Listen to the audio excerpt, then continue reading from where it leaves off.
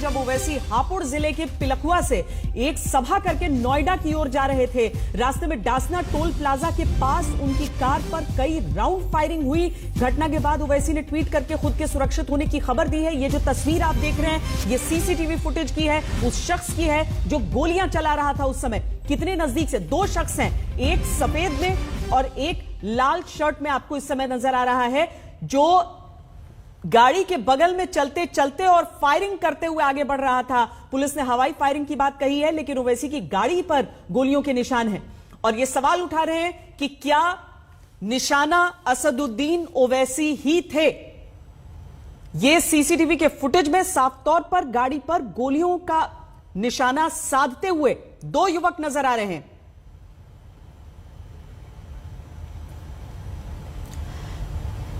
और बेखौफ, बिल्कुल आप देखिए, बिल्कुल बेखौफ सड़क के बीचों बीच चलते हुए दो युवक हम आपको दिखा रहे हैं। यह पहली तस्वीर सफेद लिबास, दूसरी तस्वीर लाल शर्ट।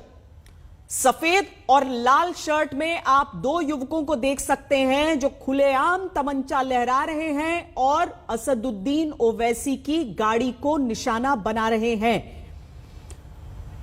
मिलन शर्मा इस समय हमारी संवाददाता हमारे साथ जुड़ रही हैं। मिलन, ये वाकई बहुत सारे सवाल उठाने वाली तस्वीरें हैं। भले एक शख्स को गिरफ्तार कर लिया गया है, पुलिस हवाई फायरिंग की बात कर रही है, लेकिन तस्वीरों में तो साफ दिख रहा है कि गाड़ी की तरफ बंदूक का मुख है।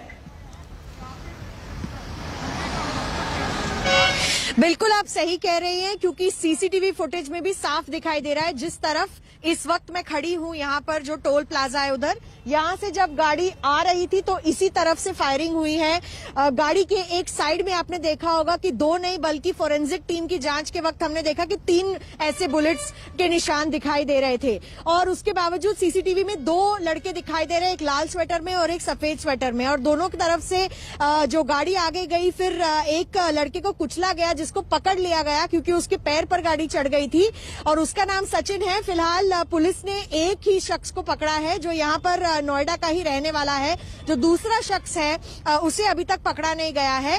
बट जिस तरीके से असदुद्दीन ओवैसी का जो कैंपेनिंग का रूट प्लान होता है, अगर मैं आपको बताऊं, क्योंकि हम आज उनका रूट देख भी रहे थे, प्लान नहीं होता है, तो क्या उनको खबर थी पहले से कि ओवैसी यहाँ पर इस समय होंगे और कौन थे ये लोग जिन्होंने इसको एक प्लान तरीके से अंजाम दिया? ये बहुत बड़ा सवाल है। इस पर पुलिस अभी निगरानी रखे हुए है और इन्वेस्टिगेशन कर रही है।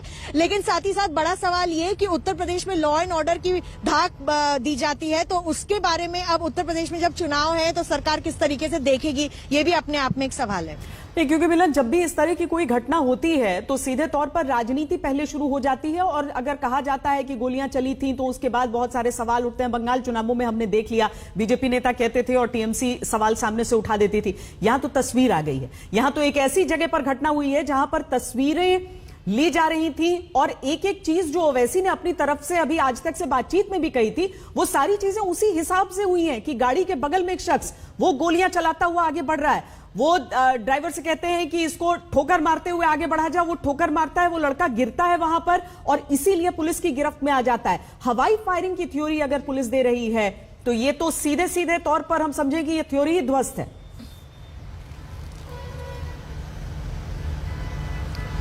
जी बिल्कुल, देखिए जिस तरीके से फायरिंग हुई, जब हमने आपको विजुअल्स में दिखाया, आप खुद भी देख रहे हैं कि गाड़ी में जो बुलेट्स लगी हुई है वो नीचे की तरफ लगी हुई हैं और 2 नहीं बल्कि 3 ऐसी बुलेट्स हैं जो हम बता रहे थे, फोरेंसिक टीम ने भी देखी है।